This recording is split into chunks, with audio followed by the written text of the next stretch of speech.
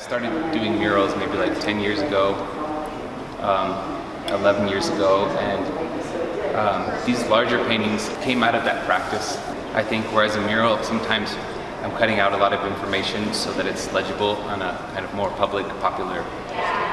way, but these paintings I can dive in a little bit deeper and become a little bit more ambiguous and a little bit more, not necessarily illegible, but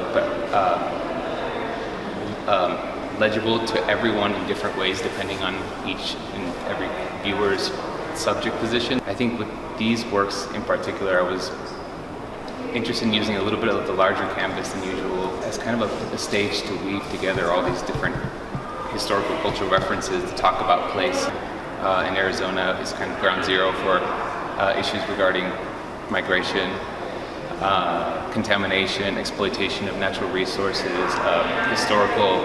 removal of peoples, and just a very contentious location for everything that the ideology that Manifest Destiny kind of provoked, and kind of having the Southwest be the stage to talk about where you can kind of trace back everything that we're experiencing now to that moment or that way of thinking. And so these kind of came out of thinking about Arizona, thinking about immigration, thinking about where we are today politically, thinking about just the groundwork or the floor plans of place. And they're a little bit poetic where I'm just kind of weaving stuff together. And some things people I think will connect, other things might totally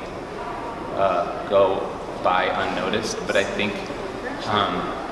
that was kind of the main inspiration of making these paintings and having them be visual essays, but visual essays that are a little bit poetic and not necessarily so linear and straightforward like maybe a mural would be.